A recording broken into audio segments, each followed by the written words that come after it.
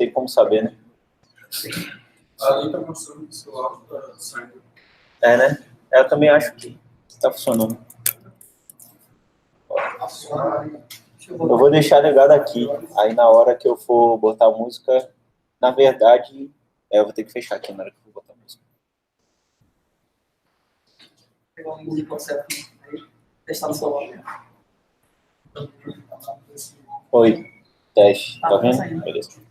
Aí na hora que eu for botar a música, eu pauso e... Agora música. isso aí. Bom. Então, na verdade, quando eu ignoro aqui, depois, quando você libera, volta. Tá. Pode começar. Vamos lá. Bom, boa noite, pessoal. Boa noite a todos aí. Queria agradecer a oportunidade, Luciano, aí, de falar um pouquinho para vocês sobre teste React. Durante a talk eu vou falar por que eu escolhi esse tema. Na verdade, eu pedi, né, para falar sobre isso. Aí, Luciano, ele deixou, acho que 57 pessoas cancelaram antes. Acho que tinha uma fila aí antes. Mas é um tema importante, testes. E vou explicar o porquê de ter trazido aqui para vocês. Então, primeiramente, será que tem como testar em React, né? Algo que faz sentido eu testar componente React? Bom, vou mostrar que sim. Então, para começar, vou falar um pouquinho sobre mim. Alguém me conhece já? Eu me conheço? Tá, quase ninguém. Eu sou desenvolvedor aqui na Jus Brasil. Estou aqui desde 2016, final de 2016. Antes da Jus Brasil, eu trabalhei na Globo.com por 8 anos. Sou criador de alguns projetos open source, como Splinter, o Tsuru, que é uma plataforma as a service aí open source. O Splinter aí, para quem o Splinter é usado no mundo inteiro, né? Mas o Tsuru ele é usado pelo governo britânico, acho que é a parte de justiça do governo britânico, pelo menos até onde eu sei ainda era usado. Globo.com usa, acho que o Hotel Urbano já usou, usa. Então tem várias empresas aí pelo mundo que usam. Acho que a English Tal, né? Acho que faz bastante propaganda na televisão de curso de inglês, usa também. Tá? Mas antes ainda de trabalhar na Globo.com, eu não tinha uma época que eu não sabia programar, né? Então, assim, eu não nasci programando. Acho que ninguém nasceu, menos o Linus Torvalds, né? Mas acho que ninguém, eu não nasci programando. Então, eu comecei a programar mesmo em 2000. E quando eu comecei a programar, eu escolhi isso como carreira, né? Eu tinha várias pequenas dúvidas sobre o que eu ia seguir, né? Se eu queria pensei em ser advogado, pensei em ser pastor, pensei em ser mecânico, já quis ser professor de história e acabei sendo programador. Eu escolhi programação, né? Porque eu pensava que programação na minha época era até um pouco parecido com isso. Existia o CPD, eu falo minha época, que eu não sei se alguém já sabe o que é CPD, mas quem mexia com computação ficava trancado numa sala lá, isolada, escura, fria, onde ficavam os servidores. Não existia nuvem naquela época, só tinha sol, brincadeira. Não tinha nuvem nenhuma. Os servidores eram em loco nas empresas, então, por exemplo, uma concessionária de carro, o sistema todo, os servidores ficavam na própria concessionária, ele tinha que ter um responsável para aquele sistema lá, que cuidava do CPD. Então, o cara fazia tudo, mexia com rede, programava, mexia no sistema, e daí eu imaginava que ia ser assim. Então, assim, eu não gostava muito, não queria lidar muito com pessoas, né, porque eu achava, vou ser programador, vou mexer com computador, só tenho que lidar com computador. Então, eu imaginava isso. E por que eu achava que ia ser massa? Por que eu achava que mexer com computador era melhor do que lidar com pessoas, né? Um spoiler, hoje eu lido muito mais com pessoas do que só com computador. Acho que todo mundo aqui sabe que é assim, mas a gente vai, durante o caminho, a gente vai ver isso aí. Então, eu achava que lidando com o computador era mais fácil. Para explicar isso, eu pedi ajuda do meu amigo aqui, Grande Dragão Branco, aqui. Agora, corta o som aí, que eu vou mostrar um vídeo. Eu pedi ajuda dele para explicar por que eu achava, alguns já sabem, já tem spoiler, por que eu achava que era melhor lidar com o computador. Então, vou chegar aqui. Você desligou já? Vamos lá. Prestem atenção, que é importante. Só um minuto, alguém não viu esse filme, O Grande Dragão Branco? Pode ser sincero aí, velho, acho que tem gente que nunca, mas ou não lembra, né? Esse filme, Jean-Claude Van Damme aí, personagem, o ator Jean-Claude Van Damme faz um personagem que ele se infiltra num campeonato aí, que é cada um representando um país, que é o maior lutador de cada país, né? Vai representar para ser um campeonato aí, para ganhar o troféu do Grande Dragão Branco, beleza? Que é um baú de ouro, uma parada assim.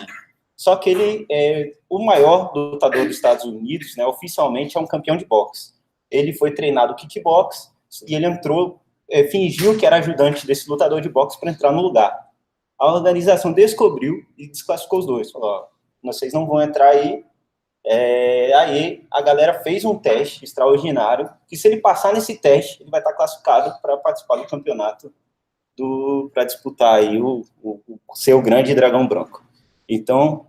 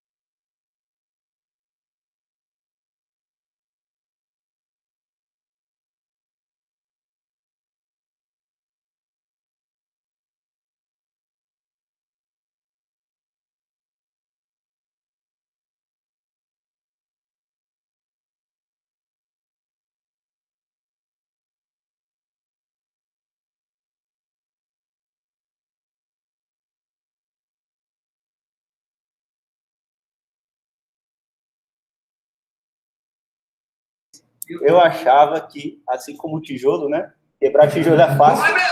Eita, porra. O vídeo tá revidando. Então, assim como o caso do tijolo ali, que não revida, né? O cara pode socar o tijolo não vai socar de volta. Eu achava, quando você mexe com código, a gente achava que isso, né? Com computação, o programa não revida, né? Então, pô, as pessoas, você tem que lidar com as pessoas, se você lidar do jeito errado, vai ter um retorno ali. Você pode falar o que você quiser, né? Mas vai ter que ouvir aí, às vezes, o que você não quer. E eu achava isso. Se eu mexer só com o computador, não preciso lidar com as pessoas, o computador ali é matemática, é simples. Mas será mesmo que computador, que o código não revida? Agora eu vou chamar a ajuda de outro amigo meu aqui, Bill Gates, para mostrar para vocês aqui que talvez, será que o código não revida mesmo? Quem acha aqui que o código não revida? Acho que ninguém, né? Vou mostrar aqui, esse é o lançamento do Windows 98 ao vivo. A galera trabalhou anos aí, 3 anos, para ser exato. E aí é o lançamento do Windows 98. Eu vou desligar meu áudio de novo aqui.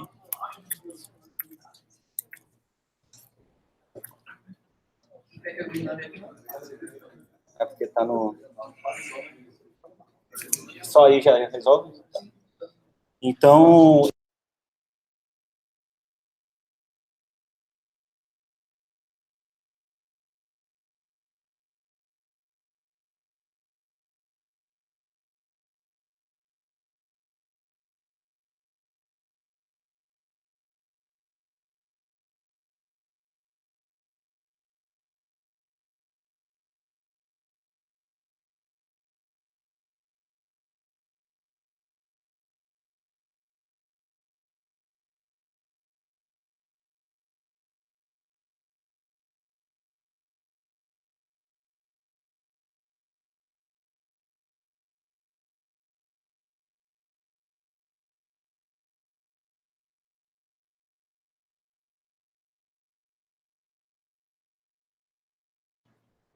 às vezes, quando a gente menos espera, o código revida, né?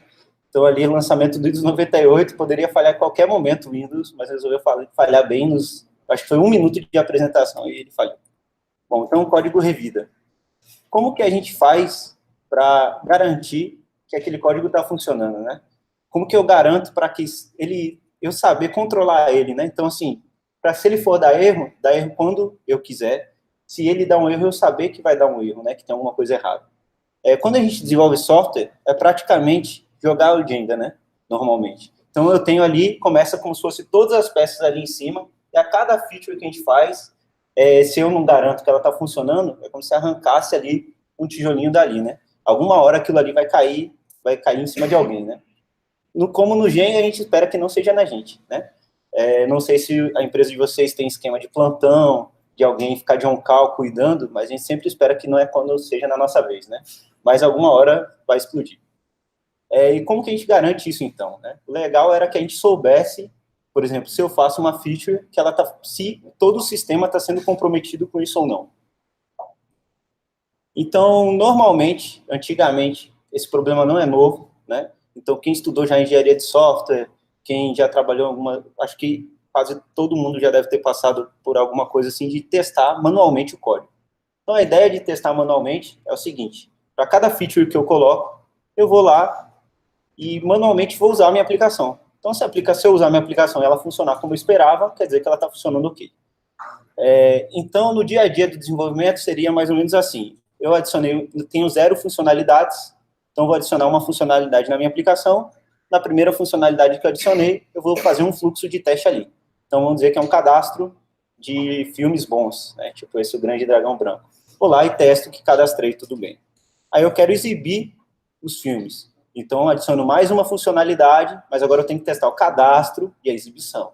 Então, a cada funcionalidade que eu adicionar, eu vou ter que sempre aumentar esse meu fluxo de teste manual. Tá? Mas você fala assim, pô, usar aplicação é obrigação de todo mundo. Então, não deveria ser um problema testar manual. O problema é que a gente, geralmente, não trabalha sozinho. Então, se outro desenvolvedor entrar na nossa equipe, ele vai fazer um fluxo de teste e ele vai testar o que ele conhece daquela aplicação, que não é o que eu conheço, que não é o que os outros desenvolvedores conhecem. E daí a gente não vai ter uma cobertura se tudo está funcionando. Tá? Outra coisa também, é difícil você saber, né, controlar qual é o fluxo exato da sua aplicação, todo o fluxo da sua aplicação. Então, com o tempo, o fluxo manual ele acaba não escalando. Né? Se a gente pegar grandes aplicações aí, por exemplo, igual o Windows 98, se você pegar uma aplicação web mesmo, né, um Slack, Netflix, por exemplo, imagine Netflix aí, tem várias qualidades de vídeo, dependendo da qualidade da banda, ele transmite o vídeo com uma qualidade automática menor ou pior, tem localização de data do mundo inteiro, então, assim, tem trava de vídeo, por exemplo, a gente daqui do Brasil não pode ver os vídeos que são liberados nos Estados Unidos por questões de contrato, então é cheio de regra. Como a gente garante alguém que tudo isso aí vai estar funcionando, né?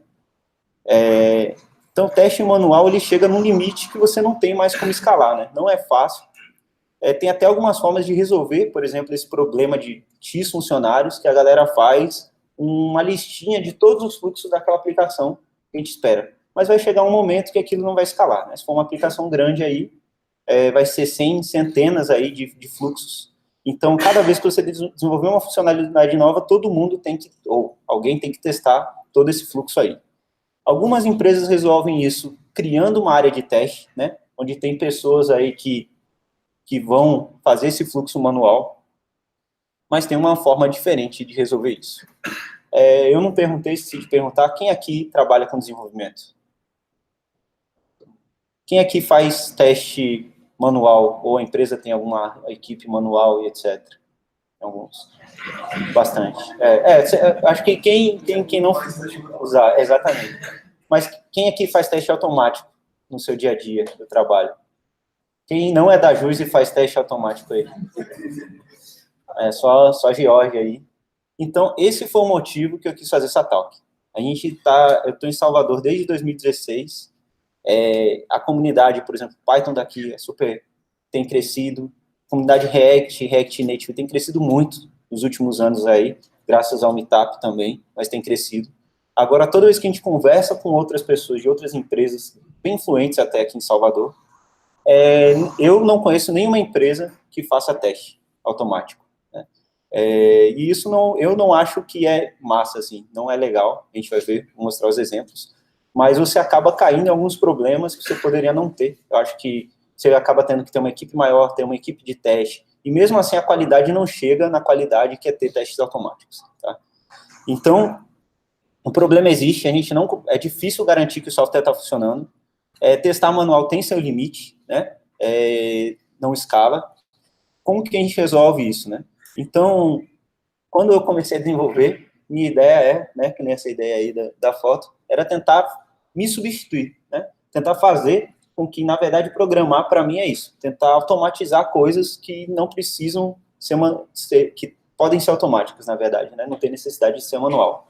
Então, tem várias pessoas com esse propósito aí no mundo, né? Tem, por exemplo, Elon Musk com Tesla, né? Tipo assim, um ser humano dirigindo é super falho, por que não tentar automatizar isso daí e tirar essa responsabilidade do ser humano? É um exemplo, né? A gente tem vários outros exemplos aí. Então, por que não fazer isso com os testes? Então, se eu já sei os fluxos, por que não usar a programação para garantir que o meu software está funcionando? Então, o teste automatizado não é nada mais do que um código para garantir que o meu código funciona. É isso, tá? Então, um exemplo bem simples, bem besta se você fizer um if, você faz uma função de soma. Se você fizer um if, garantindo que aquela função, por exemplo, se eu passar a soma 1 mais 1 tem que ser 2. Se eu fizer um if com isso e me fazer um reporte, se essa soma se comportar diferente, isso é um teste, tá? Ruby, por exemplo, a linguagem Ruby, ela não tinha nenhuma suíte de teste no início, mas o criador da linguagem, ele, antes de escrever a linguagem, ele escreveu um código em Ruby que tinha todas as funcionalidades que ele gostaria, uma especificação, né, do que ele esperava da linguagem. E daí ele começou a implementar a linguagem para que funcionasse aquelas coisas que ele especificou no código.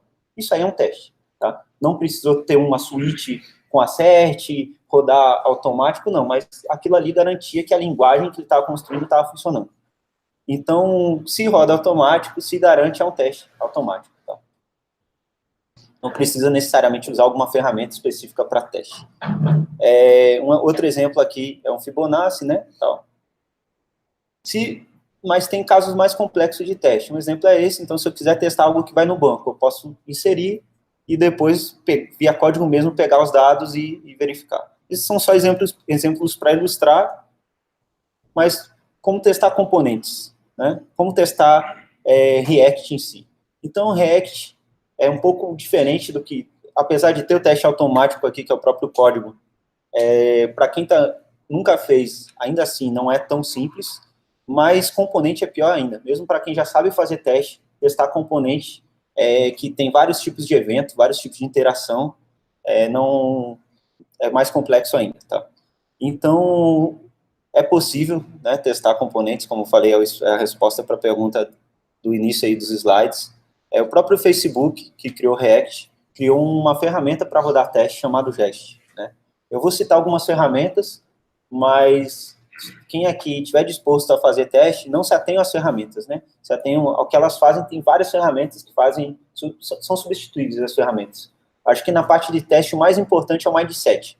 Você saber, você aceitar, né, que é um problema a gente não conseguir garantir que a nossa aplicação está funcionando a qualquer momento e tentar resolver isso. Um exemplo bem legal, assim, projetos open source, né? Se você for contribuir com um projeto open source, você consegue pegar um projeto que você nunca mexeu, contribuir com a parte pequena e todo mundo pode ficar tranquilo que você não vai quebrar em outros lugares que você não conhece, porque geralmente, quase todos os projetos open source, pelo menos os que crescem, grande crescimento aí, tem teste, né? Eu não conheço nenhum projeto open source que tem crescido número de usuários e contribuições que não tem teste. É impossível, né? Imagine pessoas em lugares diferentes do mundo, falando línguas diferentes, fuso horário diferente, pensamentos diferentes, que têm objetivos diferentes para aquela aplicação, né? Então, assim, sei lá, eu uso o Flask usando para API, tem gente que usa Flask para fazer página web, tem gente, né, tem vários tipos de usar Flask, mas todo mundo que contribui o Flask acaba crescendo, e uma coisa que garante que essas contribuições, uma não atrapalha a outra, são os testes, né? Então, você vai lá, contribui com uma feature só para o Flask, roda os testes, você vê se aquilo ali quebrou algo ou não. No dia a dia, às vezes, se você não tem teste, até para uma aplicação pequena, você vai acabar se batendo nisso. Então, você tem 20 features, faz uma feature nova, entra um bug, né? Aí você corrige aquele bug, aí agora você tem 3 bugs. Aí você corrige aqueles 3 bugs, agora você tem 10 bugs, né?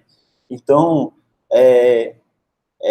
os testes é para ajudar isso. Para você, os comportamentos que você conhece, você saber se estão funcionando ou não. Tem os casos daquilo que você não conhece, né? Mas a gente vai explicar mais à frente aí. Tá? Então, uma vez que eu já sei, por exemplo, os comportamentos da minha aplicação, uma ferramenta legal para fazer teste em React é o Jest. Tá? Então, aqui é uma telinha do Jest sendo executado, tem um teste quebrando. Então, ele tem um relatóriozinho assim, para quem nunca viu o teste automatizado aqui, falando, ó, são 7 testes no total, 6 estão passando e 1 está falhando aqui. Tá? E ele fala que está falhando exatamente. Esse código desse teste aqui é uma aplicação que eu fiz, depois eu vou colocar no GitHub, só com alguns testezinhos. É uma aplicação bem simples. Eu criei uma app React usando o create React app, né, que é o comandinho do Hello World do React lá. Eu fiz esse componente que é uma busca por personagens do Star Wars. Eu estou usando uma API que é o Star Wars API, que ela é aberta. Isso tem várias informações para quem quiser brincar com a API e tal, tem até ela para GraphQL. Então, você consegue pegar todas as informações dos personagens, dos planetas e por aí vai. Aqui eu só estou buscando os personagens, e eu fiz aqui uma busca, um filtro, né? Então, se eu digitar aqui, se ele filtra o C3PO, por exemplo. Se eu colocar aqui, né? Aqui ele filtrou o Darth Vader. Se for Ark, tem o Larks, tem o Darth Vader, tem o Dark Knight, etc. Então, é uma aplicação simples, mas ela tem uma interação aqui, né, com o input, que vai filtrando, e ela tem uma requisição externa, tá? Então, quando eu acesso aqui, ele está fazendo um request para essa API aí do Star Wars. Se eu fizer inspect, vou fazer aqui, a gente vai ver que ele faz uma requisição aqui com a Ajax externa, tá? Para essa API, tá? Vocês estão vendo aqui o endereço, tá? Então, ela tem umas minúcias aí, não é tão simples. Essa aplicação, apesar de não ser tão complexa, mas ela tem umas minúcias na hora de testar. Tá? E um dos componentes dela é esse header aqui, que é um header, deixa eu mostrar aqui, um componente bem simples, React, e ele recebe uma prop title e renderiza lá aquele texto no que eu passar como title. Tá? Bom, como testar esse componente simples, né? Começar com um componente que só tem prop, não tem uma lógica mais complicada, eu só quero o que testar, né, na verdade, como testar. Então, nesse caso do componente, uma coisa que a gente poderia testar é se ele renderiza, né. Então, o próprio Jest já tem, usando as próprias funções do próprio React, e com o Jest eu consigo, por exemplo, isso aqui é React puro, né, renderizo o DOM, passando uma div aqui que eu criei com o próprio API do DOM, né, e aqui eu estou desmontando o componente só para limpar o teste no final, mas isso aqui vai ver se o meu componente está renderizando ou não, tá? Se eu quebrar alguma coisa de React, usar alguma função errada e tal, o render não vai funcionar. É um teste bem simples, mas tem alguns problemas, porque isso aqui, esse método é lento, e se o meu header tiver outros componentes, ele vai acabar quebrando sem necessidade. Eu não estou testando só o header. Ele vai tentar renderizar a árvore toda. Tá? Renderizar, antigamente, fazer teste que tinham renderização não eram tão simples por causa disso. Tá? Mas o Airbnb, os desenvolvedores do Airbnb criaram uma biblioteca chamada Enzyme. Aqui até achei um typo aqui, era para ser o endereço do Enzyme, tá do Jest, depois eu arranjo. Tá? Não testei slide. O Enzyme, ele só tem uma coisa, a única responsabilidade dele é renderizar componentes para serem testados. Então, ele tem, com o Enzyme, por exemplo, aqui é um exemplo simples, ele tem um método chamado shallow, que ele faz shallow render do header, e daí ele só renderiza, eu vou explicar o que o shallow e os outros métodos ele faz, mas o shallow, ele só renderiza esse nível, o nível do header, ele não renderiza os filhos, e daí eu consigo, por exemplo, procurar aqui pela tag H1 e verificar que o texto é teste. Eu passei o title aqui para o teste, então eu estou garantido que se eu passar alguma prop, eu estou renderizando o valor da prop dentro do componente, por exemplo. Com o tempo, se for um componente um pouco maiorzinho, vai ter um monte de spec dando asset nos elementos HTML. Isso aí é meio repetitivo, meio chato, tá? De fazer com o tempo. Então, o próprio Jest já tem um método chamado toMatchSnapshot. Ele faz o quê? Ele pega o que eu passar aqui pro spec, né? E ele gera um snapshot, um arquivo que ele já tem o que foi retornado aqui. Na primeira vez, ele pega e cria esse arquivo. Nas outras vezes, ele confere se o que já está salvo no arquivo é o que eu estou passando aqui como parâmetro. E daí, se tiver diferença, ele quebra. Então, a vantagem é que ele já faz algumas... Esse caso aqui do header, que é um componente bem simples, eu não precisaria ficar navegando pelos markups dele e verificando se é o que eu espero. Eu poderia só gerar o snapshot e daí verificar que ninguém quebrou o snapshot. Tá? Se eu mudar o componente interno no header, uma classe, vai quebrar o snapshot. Mas daí tem com o próprio comando do Jest, -1, você regera aquele snapshot. É legal você ver, né, o que quebrou, que aí não sair regerando na doida, senão você quebra o código, regera snapshot, e daí parece que está ok. Bom, então um exemplo de snapshot é esse aqui. Então é até legal, assim, no começo, quando eu comecei a usar o snapshot, no code review eu meio que cagava pro código de snapshot, no code review nem olhava, tá ligado? O cara gerou snapshot, tá massa. Só que a parte é super importante, no code review você vê o que está sendo gerado. Às vezes você faz alguma coisa errada no código de teste, e daí gera, tipo, esse aqui é o nome do teste, né? E aqui o valor está no snapshot. Às vezes você faz alguma coisa errada, e daí sai em branco aqui, né? O snapshot, por exemplo. Aí o cara nem prestou atenção. Então é legal ver o que é a saída do snapshot e ver. Às vezes sai aqui, né, undefined, e daí não está testando nada, na verdade. Mas o snapshot, para a maioria dos componentes mais simples, componentes que são funções, né, puros, normalmente o snapshot aí garante bem o comportamento daquele componente, tá? Então, fica bem simples aí, com uma linha a gente garante que, passando o title, qualquer prop para o header, ele vai garantir que está renderizando aí, gerando, que é o esperado. Tá? Como eu falei, o Enzyme ele tem vários métodos, os principais métodos de renderização, né, são os métodos de renderização, que é o shallow, o mount e o render. Tá? O shallow é esse que eu mostrei, ele só renderiza aquele nível do componente, não renderiza os componentes filhos, tá? E o legal é que é uma renderização isolada. Então, para teste, normalmente, a gente usa isso, porque se eu mudar algum componente filho, eu acabo não quebrando o teste do pai, o que é legal. Tá? Então, a gente só testa, como a gente fala assim, os limites, né? Eu não preciso, dentro do header, testar todo mundo abaixo. Só testo o header e testo que o header tem um filho, por exemplo, que é o título. Aí, no título, eu testo o título isolado, tá? Assim, os testes ficam mais fáceis de manter e garantem bem o comportamento, tá?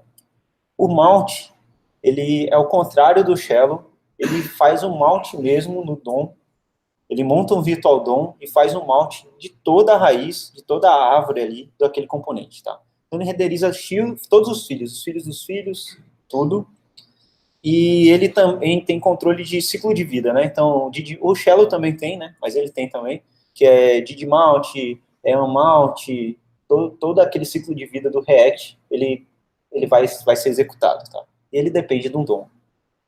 Eu normalmente uso o mount quando eu não consigo usar o shallow, tá? Então, assim, às vezes tem casos que a gente vai querer verificar o filho, é raro, mas tem.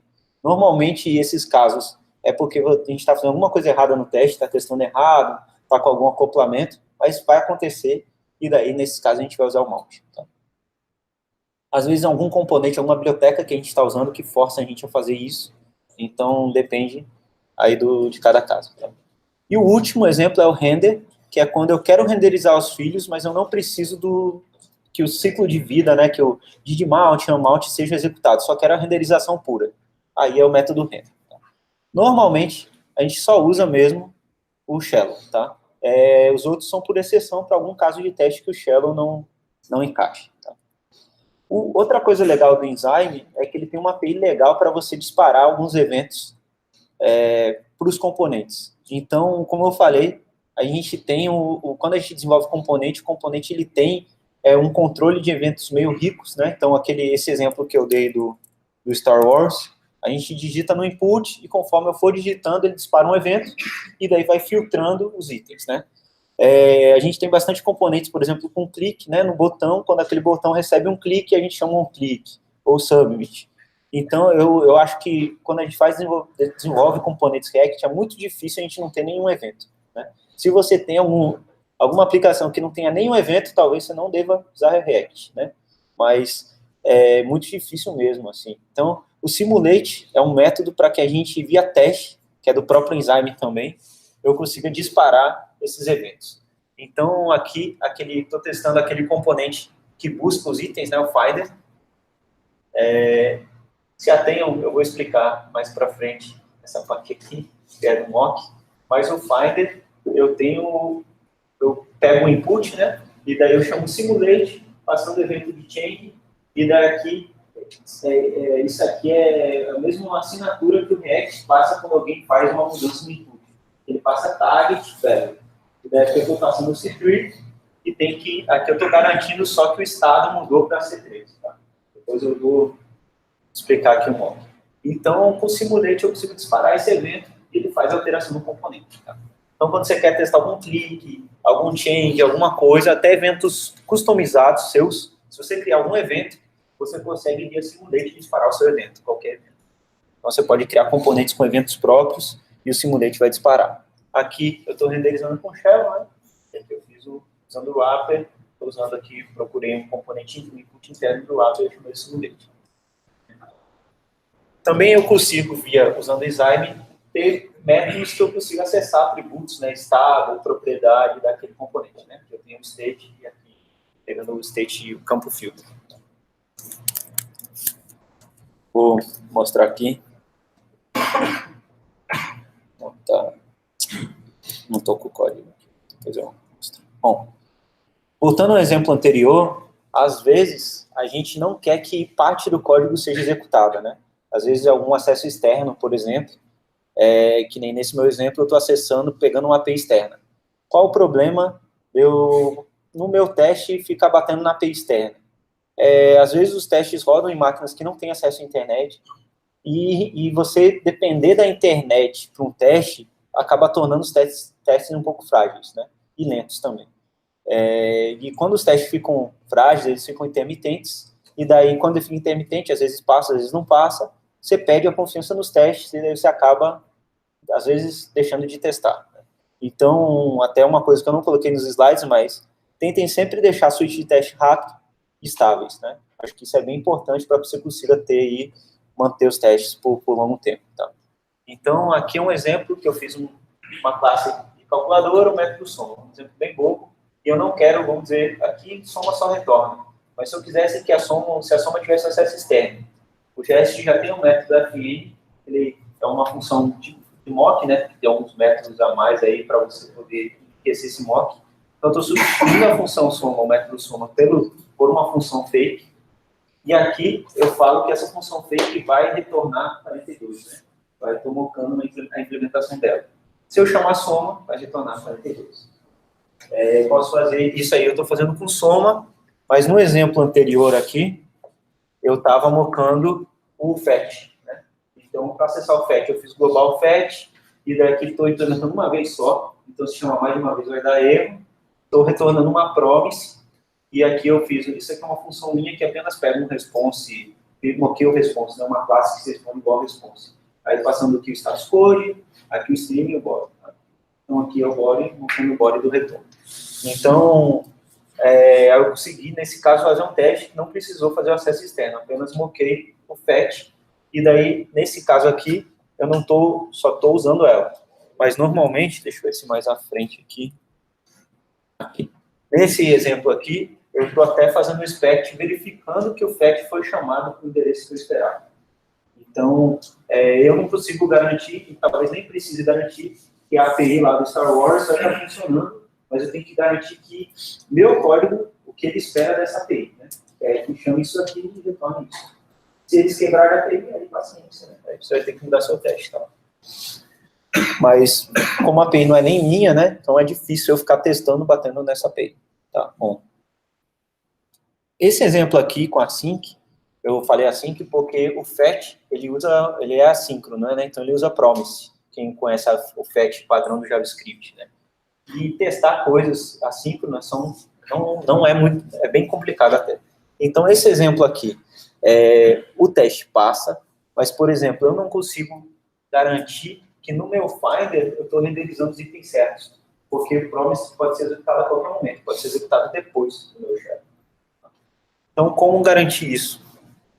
Tem várias formas, depende do teste. Então, uma forma, às vezes, é você fazer um await, esperando o fetch, forçar um await no seu próprio método, e daí você tem que transformar seu teste em assíncrono. Você pode, o Jest tem um outro método um comando chamado expect_accessions, que é o número de acessões que você quer. Então, ele fica esperando até que isso aconteça. Então, aqui tem duas, eu coloquei duas, porque são duas promises. Aqui retorna, esse mock response é uma promise dentro. E tem algumas formas mais doidas, né, que eu posso criar aqui uma promise fake, eu não coloquei isso, e chamar, poderia botar um sleep, tem várias formas, mas essas eu não coloquei, porque do sleep mesmo não deveria fazer assim, mas depende de cada caso, do seu caso de assíncrono, né, se é promise, se é assim que é await mesmo, depende muito do seu caso. Tá? Bom, então assim, eu mostrei uns exemplos até pouco complexos, como esse de testar síncrono, testar um componente. Eu acho que boa parte dos componentes aí a gente cobre com esses testes. Para vocês terem uma noção, eu não sei quantos testes, a gente tem uma aplicação interna chamada Escritório Online, eu não sei quantos testes tem, mas deve ter mais de 400, 300, 400, né, Rodriguinho, talvez? 3 mil, poucos, né? O time que eu tem um mês, que é em Python, a aplicação que a gente está fazendo, e tem 200 testes, mais ou menos. 3 mil e poucos testes, né? Do escritório online. Hã? 1.800. Isso. Então, assim, a maioria dos testes, 3 mil e poucos testes, a maioria dos testes, só aquela parte de snapshot já cobre quase todos os casos. E, na verdade, usando o Shallow, na verdade, acho que mais de 80% é só snapshot e Shallow conferindo alguma coisa, né? Então, assim, em poucos casos a gente vai ter de testar síncrono intensivo, e mock que às vezes tem, depende, né? Então, por exemplo, eu tenho uma chamada num componente ali que eu estou usando Redux. Então, às vezes você quer, ou estou usando Relay. Aí você moca, né, chamada no Relay, e aí você pode fazer um teste só para aquela mutation separado, né? Então, a gente acaba tendo bastante teste com mock, mas a maioria testando só a renderização e que as próprias estão montando o componente certo aí, mas já garante muita coisa, né? Essa aplicação mesmo, ela tem uns 2 anos, eu acho, mais ou menos, o escritório online. Tem 3 times hoje usando ela, e assim, tem gente em Portugal trabalhando nessa aplicação, tem gente em São Paulo trabalhando nessa aplicação, e o que facilita bastante garantir que ela está funcionando são os testes, tá? Bom, só que como a gente garante, né, que a galera está rodando esses testes? Então, a gente tem uma ferramenta que é integração contínua, é uma ferramenta que ela roda, toda vez que alguém integra alguma coisa, ou manda um pull request, ela roda os testes, tá? E diz no pull request mesmo, ou, né, posso citar como que tal se os testes foram ok, né? Então, o nosso workflow de trabalho aqui na JUS, a gente faz pull request, roda os testes, roda um lint, se passar tudo, faz o deploy, tá? Então, aqui um exemplo de um build, peguei na internet, não é nosso, mas a gente usa esse plugin do Chuck Norris, é massa ver o Chuck Norris concordar com você. Se ele não concordar, é melhor você não ver, né? Mas aqui é um build, então passou o build, tem aqui as mudanças, você consegue ver o log do que quebrou ou não, fica ali o histórico, né, do que rodou o teste ou não. Uma coisa que quando a gente fala em teste, normalmente, Pode. No caso, essa pipeline, ela demora mais ou menos essa quantidade de vezes para fazer o 6 minutos. Hoje, instalar as dependências, acho que demora mais que os testes, né? Instalar as dependências com Yarn demora mais que os testes hoje. No caso, é só teste unitário, teste Hoje a gente foca em teste unitário. Então, assim, a gente acaba tendo smoke test. Então, assim, a gente tem alguns robôs que usam a nossa aplicação como se fosse usuário, até com a conta do usuário, mas hoje a gente investe muito mais em teste unitário. Eu não uso muito nome de teste, eu acho que ele tem que garantir o comportamento ali, mas a gente tenta evitar, por exemplo, que eu dependa de APIs externas. Por isso que eu estou falando. Mas a gente acaba subindo alguns testes, a gente sobe a stack toda no Docker Compose, alguns testes, e acaba testando. Então, mas esse aí do escritório online, a maioria testa o componente em si, então acaba sendo limitado. Né? Um mito aí, um mito não, né? Mas é uma preocupação de quem está começando a fazer teste, é se o teste diminui sua produtividade, porque você vai deixar de fazer código, que é o fim, né? Código para o produto, para fazer um código que vai testar o seu código, né? Acho que essa é uma principal dúvida de quem começa a fazer teste, de gestor da área de desenvolvimento, de pessoas que querem fazer teste, por aí vai. Se você parar para pensar o tempo que você leva, se você for fazer os testes, imagine, 3.000 testes a gente tem ali. Se a gente for falar, a maioria, alguns são snapshots, se a gente pegar aí 500 fluxos, vamos dizer que 500 fluxos são 3.000 testes. Se uma pessoa fosse fazer os 500 fluxos, toda vez que a gente fosse fazer uma release, ia ser inviável, tá ligado? Então, assim, se a gente colocasse esse tempo, cada feature que a gente coloca, a gente ia ver que teste não diminui a produtividade. Só que a gente não coloca esse tempo, né? A gente não conta como desenvolvimento o tempo que a gente passa usando a aplicação ou o tempo que a gente passa arrumando o bug porque a gente não testou a aplicação ou não cobriu, né? Então, eu mesmo acredito que, contrário, o teste ele aumenta a produtividade. Ele faz qualquer um que entre na equipe, né? A equipe que eu estou é uma equipe bem nova, então a gente tem, por exemplo, o Pedro, que está bem aqui na frente, que é o Capitão América aqui. Pedro, ele está aprendendo ainda, né? Python, algumas coisas, mas ele consegue trabalhar hoje com confiança na aplicação, porque ele roda os testes e vê que está tudo funcionando, entendeu? Então ele pode fazer o que ele quiser lá no código, conhecendo Python ou não. Se o código, se passar os testes, pelo menos a funcionalidade não quebrou. O código dele pode não estar perfeito, ele vai evoluindo e aprender, mas a aplicação não está comprometida. Isso dá uma segurança para quem trabalha. Então, assim, você pode, às vezes, quero fazer uma featurezinha de 15 minutos aqui. Se você não tem um teste, como que você vai garantir que você não quebra? Então, você não vai levar 15 minutinhos, né? Então, com teste, às vezes você quero fazer um refactor rapidinho, quero, sei lá, atualizar uma biblioteca. Você vai lá, atualiza a biblioteca, roda os testes, não quebrou nenhum, beleza? Se quebrou, você pode repensar. Vou atualizar mais tarde, né? Ou vou deixar aqui num branch, depois eu termino. Né? Então, acho que essa tranquilidade aí acaba te dando agilidade. E então, eu acho que não é um mito. Eu acho que você tem que programar mais, né? Provavelmente o dobro do que você programa, mas você tem que, né, colocar na conta o tempo que você leva para garantir que a aplicação funciona, que não é programação. Ainda tem um detalhe também, que quando você trabalha com teste, no final das contas, você diminui o tempo de refatoração. Sim. Por conta dos testes, porque lá na frente, quando você tem problemas, quando você descobre, você perde muito tempo para poder investigar e tal. Exatamente. O teste acaba trazendo todo esse tempo que você gastaria refatorando ou descobrindo problemas para o desenvolvimento. Isso.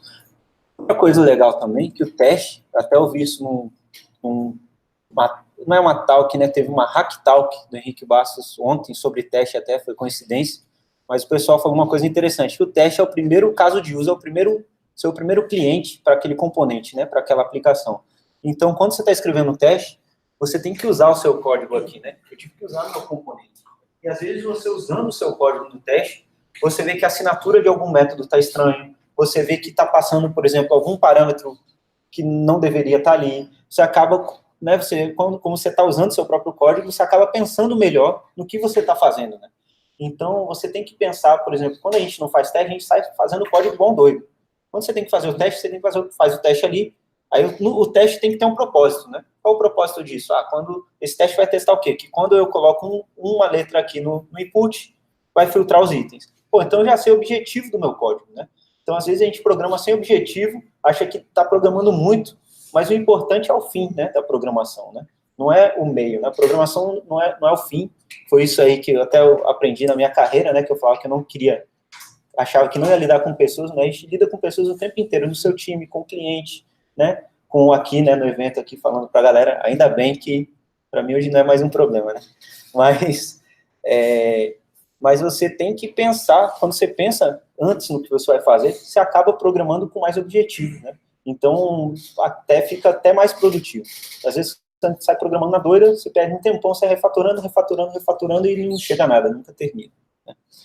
Bom, então esse fluxo, essa parte de teste de produtividade, como eu falei, você tem que programar o dobro, mas eu não acho que isso é diminuir a produtividade. Tá? Outro teste é uma forma de especificar o comportamento daquela aplicação. Então, se eu não sei usar uma biblioteca, e às vezes não tem documentação, ou às vezes até tem documentação, mas se eu procurar nos testes dela, é como ela deveria ser usada, né? Como quem desenvolveu ela fez para ser usado. Então, você olha lá os testes e até vê como usar ela, quais são os parâmetros, o que... Então, todo o fluxo da sua aplicação, a especificação dela, está nos testes, né? Então, por exemplo, você pegar aqui, sei lá, o escritório online, quer ver como funciona um componente novo. A gente tem uma biblioteca de componentes da gente aqui. E alguém não sabe como usa, se você olhar os testes, está lá, todos especificadinhos, parâmetros, como que funciona. Passa um parâmetro meio doido, vê que vai dar um erro, né? Tem um teste garantindo ali que você passar um parâmetro doido, dá um erro, e por aí vai. Então, ele é uma forma até de documentar a aplicação, os testes. Tá? E como eu falei, teste traz confiança, né? Então, você ter a confiança que só vai fazer deploy se os testes estiverem ok, acaba deixando você aí dormir mais tranquilo. Você pode, por exemplo, sei lá, integrar um código aí e saber que pelo menos o que você espera vai estar funcionando. Né? Então, tudo que eu estou falando sempre é o código, o comportamento que você espera. O teste não vai fazer sua aplicação ficar blindada de erro, porque tem comportamentos que você não espera, né? Quando eu trabalhei mesmo na Globo.com, muitos anos atrás, aí, 2008, 2009, eu lembro que a tabela do Brasileirão era uma tabela totalmente diferente hoje. Se o cara fizesse 2 cliques para cima, não sei o que, clique no botão direito, a tabela invertia, tá ligado? e naquela época a gente tinha o time de fazer os testes, né, de QA. A galera ficava cobrando, vocês não vão arrumar esse bug, não vão arrumar esse bug. Eu acho que ninguém nunca pegou esse bug, a não ser a equipe de teste, porque tinha que fazer várias combinações de tecla, de botão e de clique. O cara, às vezes, nem conseguia reproduzir, tá ligado? Então, assim, tem comportamentos que você não espera, beleza? Mas, às vezes, esse comportamento que eu falei é um comportamento que talvez nenhum cliente passe.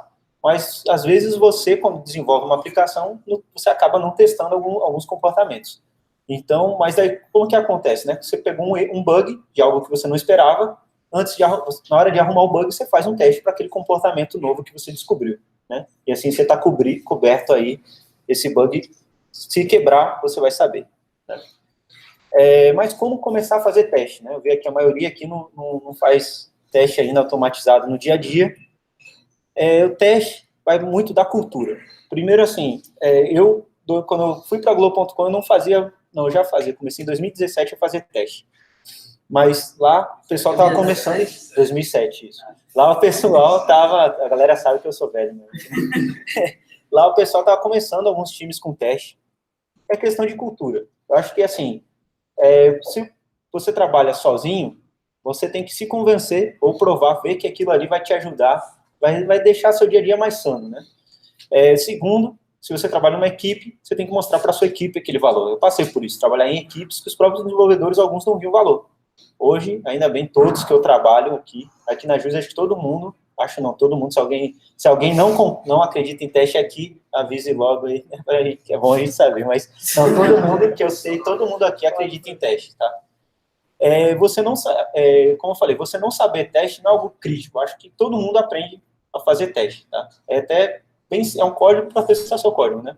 Mas você tem que acreditar naquilo, ver que aquilo funciona, ver aquilo ali te ajudando no dia a dia. No começo, como eu falei, você vai estar dobrando a quantidade de código que você faz para ter uma feature.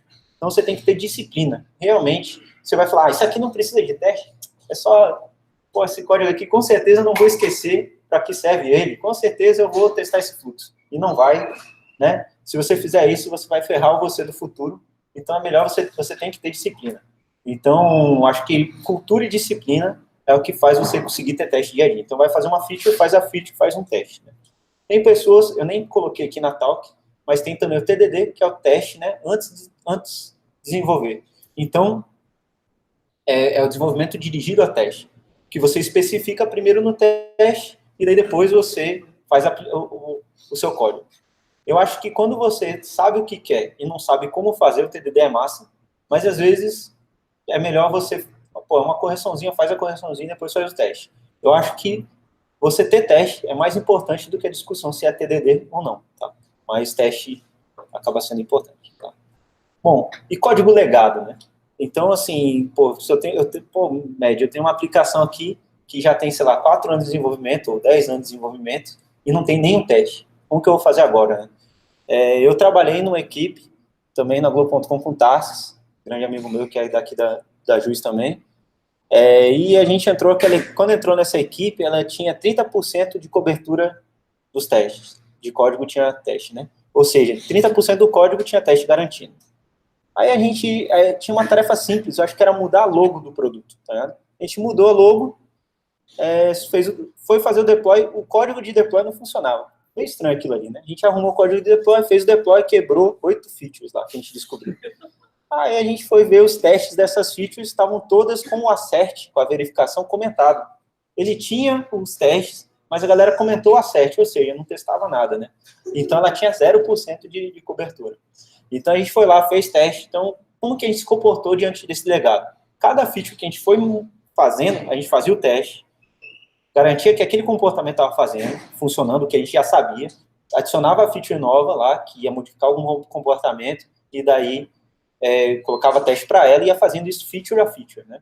E alguns casos, por exemplo, a gente chegou a pegar algumas views do Django que tinham 500 linhas, que a gente sabia que se usasse um método próprio do Django ia virar, sei lá, 15 linhas. A gente fez o teste primeiro, testou comportamentos, depois refatorou. Quando, alguns meses aí, 6 meses depois, esse projeto estava com 70% de cobertura.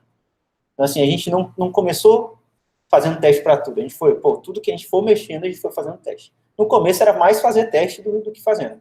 Só que a gente conseguiu mostrar, por exemplo, para quem era gestor da área e até para outros times, que sempre quando a gente mexia nos códigos antigos, quebrava muita coisa, assim, tipo, depois que a gente arrumou essa leva de 8 features aí que quebraram mais umas 10, tá ligado? Porque daí quando a gente arrumou aquilo, começou a funcionar alguns fluxos que não funcionavam e esses novos estavam quebrados também. Então, com o tempo, começou a estabilizar, a galera viu, o número de incidente aqui para esse produto diminuiu pra caramba, porque agora parece que a gente começar a pegar antes nos testes dos produtos. Tá? Então, acho que o legado, assim, não tem mágica. Você tem que ir, né, tipo, cada feature que você for fazendo e testando, uma hora ele vai estar mais dominado, né? Agora, projeto novo é mais fácil, lógico, né? Você começa já com teste desde o início. Mas eu acho que, como eu falei, acho que é melhor você ir testando, ter poucos testes do que 0 testes, né? E ter muito teste é melhor que pouco teste. Bom, acho que era isso que eu tinha para falar. Antes de agradecer, daí vocês podem me falar também, mas na minha empresa eu acho que eu não consigo convencer ninguém a fazer teste, eu queria muito fazer teste. Então, a gente tem vaga aí para quem quiser. Então, a gente tem hoje, que eu sei mesmo, tem 2 vagas. Uma vaga assim, para trabalhar comigo, com o Tarsis, né, a gente está com a área de data aqui da Juiz Brasil, de coleta de dados. É um time bem legal. Não vou dizer que é o time mais legal, mas é. E a outra vaga é trabalhar com o Geni. Não, outra vaga é com React, né? Chega a brincadeira. Mas é para trabalhar. Uma vaga é mais back-end, a outra vaga é mais para front-end. Então, se você se encaixa em alguma das vagas, ou nas duas, ou tem algum interesse, tem aí o repositório aí, onde tem as vagas, ou se quiser entrar falar com a gente aqui, tirar alguma dúvida, pode falar com a gente aqui também. Acho que é isso. Queria agradecer. Obrigado.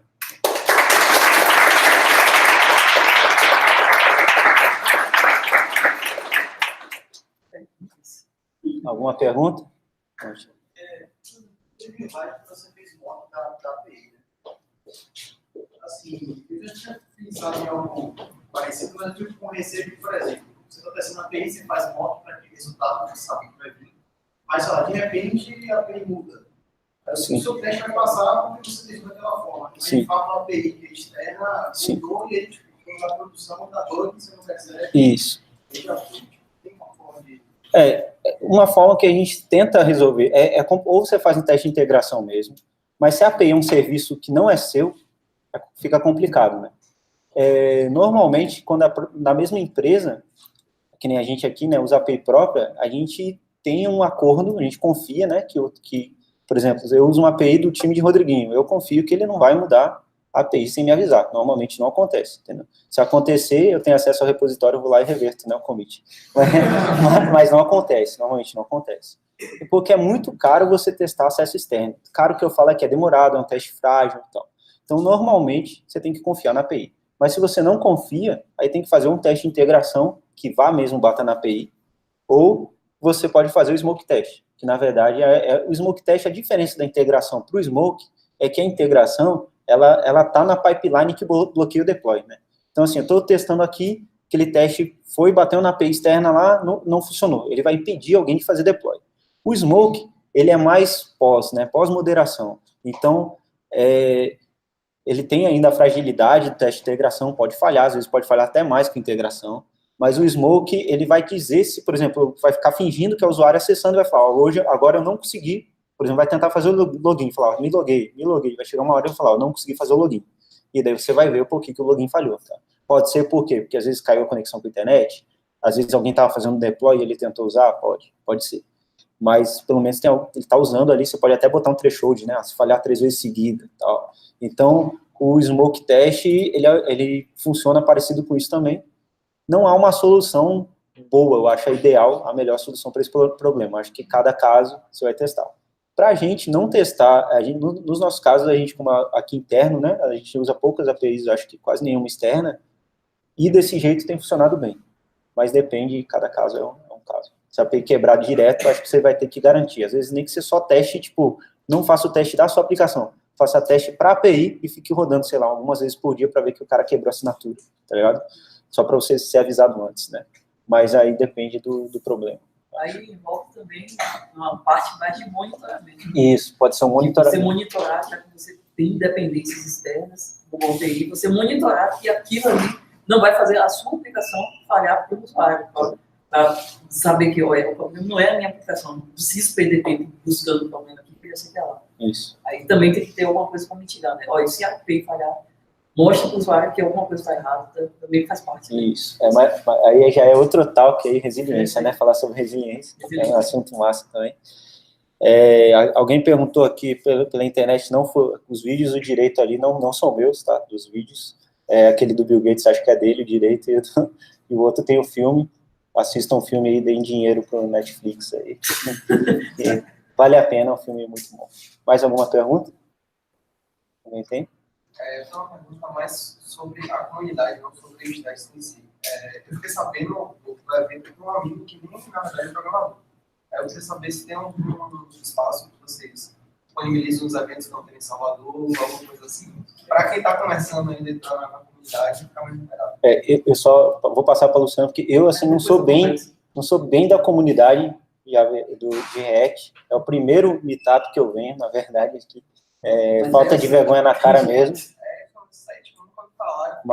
Mas Luciano, tem um grupo no Slack que a galera se comunica, Luciano passa aí depois. A gente tem um grupo no Slack, em React Salvador, a gente tem uma página no Facebook, React Salvador, também no Twitter, React Salvador.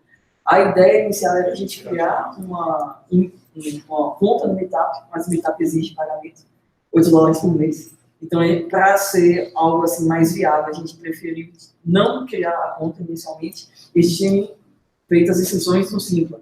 E a grande diferença do Simpla para o Meetup é que o Meetup avisa a galera que já participou de algum. É mais fácil para proliferar. Então, atualmente, a gente só está conseguindo alcançar a galera através assim mesmo. Quem está acompanhando pelo Facebook, Twitter ou pelo Slack, às vezes a gente posta também no grupo do Frontend Bahia, e no boca a boca que a galera está fazendo. Mas a gente está tentando achar alguma coisa que a gente consiga usar e consiga disseminar para quem já participou saber dos próximos, sem que gere custo. A gente está avaliando alguma outra ferramenta que a gente use no lugar do Simpla para isso. Mas, inicialmente, mais fácil é seguir a página do Facebook ou do Twitter, do perfil. Jorge, queria perguntar? Ele lá ia perguntar. Quando você acha que é a melhor hora de testar tipo o Selenium, por exemplo?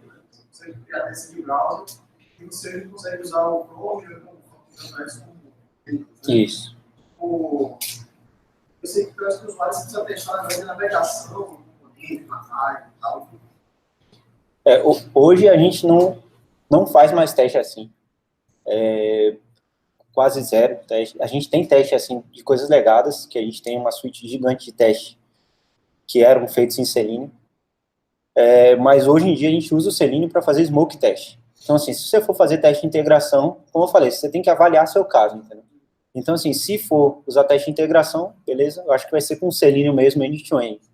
Smoke test, como tem que simular que é o usuário, é melhor usar o browser mesmo, né? Tem o Karma, JavaScript, quem curte tem o Karma, mas normalmente esses testes são bem mais frágeis do que você testar o componente.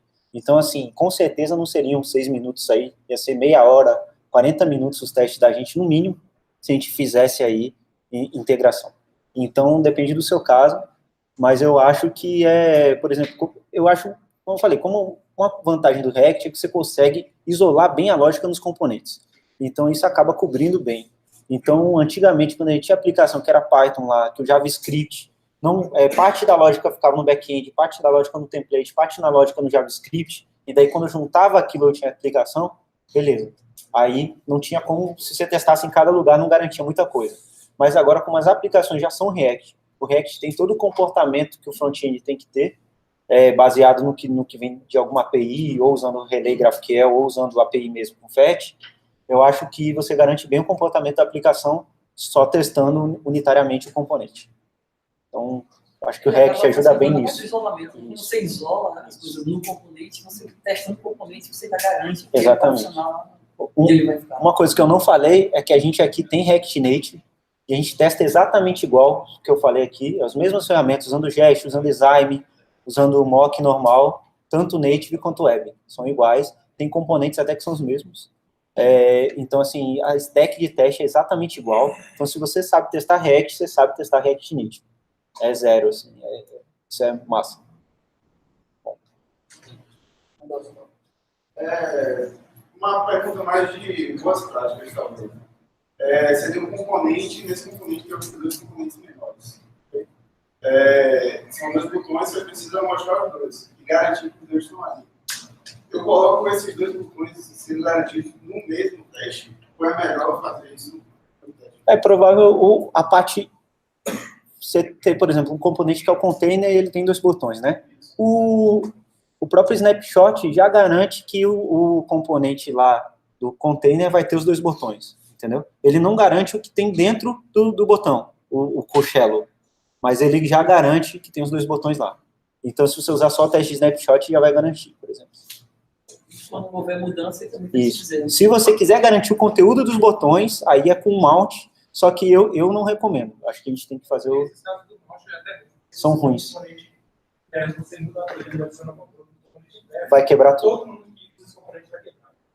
A ideia do Shell é você modificar, você ter um componente transparente. Então, você não importa a implementação dele. Eu estou renderizando a implementação. Isso. O que importa naquele momento. E quando você refatorar um componente, está, sei lá, renderizando em 10 páginas, não importa, nenhum desses testes não quebrar. Você vai quebrar. Isso, mas o teste normal com o Shallow já garante isso que você quer, que é chamado o botão, por exemplo, mas não garante o que é o botão, tá ligado? Que daí é o teste do botão que vai garantir, entendeu? Acho que é isso. Além disso, à medida que você vai criando os componentes, os testes vão sendo criados para vários componentes. Então, quando você criou o botão, se o botão já tinha uma ação interna que só ele faz, você já, em teoria, criou um teste para comprovar que aquela ação está sendo executado corretamente. Isso. Lá fora, você só precisa garantir naquele container ou naquela outro componente que vai usar aquele botão, se aquele botão está renderizado, porque o comportamento você já garantiu em outro teste que foi feito internamente.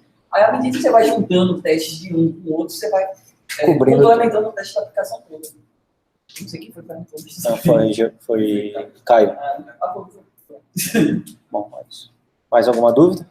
Não, pera, você chegou a testar se funcionar de maneira correta na tela, se você simplesmente está lá renderizado naquele ponto de cima, tá?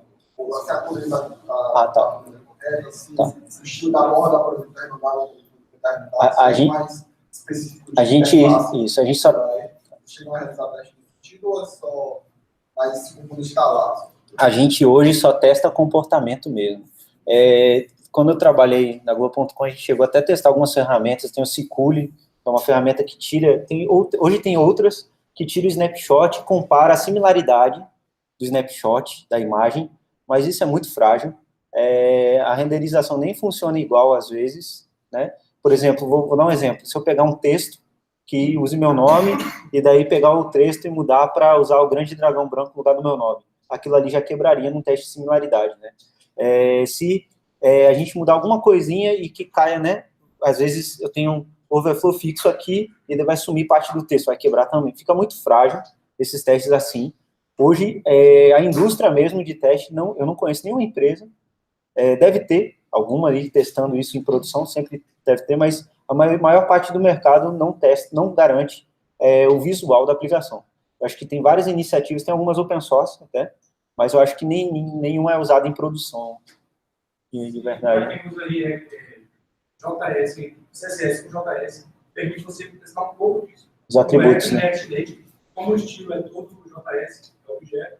Então, quando você tira um snapshot de um componente, o CSS dele vai vir no snapshot. Então, quando a gente tem um botão lá que a gente usa para o botão, o Snapchat quebra, porque é uma coisa, e aí a gente atualiza o Snapshot. Então, o Snapshot meio que garante essa parte do mas ele garante que você está usando o CSS, não que está renderizado como você espera. Vai ter um bug lá no device que ela faz um. Então, eu acho que testar que o CSS está dentro, né, como snapshot, é bem mais, pode até garantir alguma coisa, mas é bem melhor, é bem mais estável do que testar a tela. Então, a gente até tentou, aqui, assim, às vezes aparece uma biblioteca nova, às vezes, assim, uma vez por cada 6 meses, mais ou menos, a gente acaba dando uma olhada, mas eu acho que até agora, todos que a gente viu, a gente não teve confiança ainda de que vai ser estável, ou que vai ser útil, né, que não vai ficar quebrando sempre, mas eu acho que todo mundo tem vontade de ter uma ferramenta que testasse isso, só que eu acho que não existe nenhuma que dê uma confiança que vale a pena você estar usando. Tem um detalhe também que, tipo, você testar um botão se ele está azul ou amarelo. No final das contas, a cor não vai ter muito impacto, vamos dizer assim. Depende do produto, não, mas depende do produto, né? Se você estiver testando comportamento e, tipo, uma prop for responsável por alterar o layout do componente, você conflitando com essa prop, se ela está ok ou não, acaba... Você tem que convencer os designers disso, né? Que não é importante a cor aí, porque tem que combinar com o designer, porque, na verdade, assim, a gente acha que o comportamento é mais importante que o visual, mas, assim, na verdade, o produto, dependendo do visual, vai afetar o produto. Tem, por exemplo, se você mudar, às vezes, a cor do botão para um cinza clarinho, as pessoas podem não enxergar aquele botão, ninguém clicar e sua venda cair. Isso, não clicar e a venda cair. Então, assim, o visual é importante também. A gente... Isso. Então, a gente não testa porque não é importante, a gente não testa porque não tem uma forma viável de testar mesmo, né? Eu acho que é essa linha. Bom, se ninguém tiver mais alguma dúvida, queria agradecer de novo. E se alguém tiver, provavelmente, espero que vocês tentem usar teste no dia a dia. Se vocês quiserem trocar ideia, quiser, sei lá, às vezes a minha empresa quer, mas a galera, pô, tem como alguém ir aí conversar, ver, a gente está super aberto. Acho que a ideia da JUS Brasil, a gente gosta de ajudar outras pessoas, conversar com outras empresas e tal. Então, se alguém quiser ajuda, trocar ideia, o que for, ou tiver uma dúvida que vai ter depois, ou ficou com vergonha de perguntar e quiser falar depois, acho que não tem problema, só falar com a gente aí. Obrigado.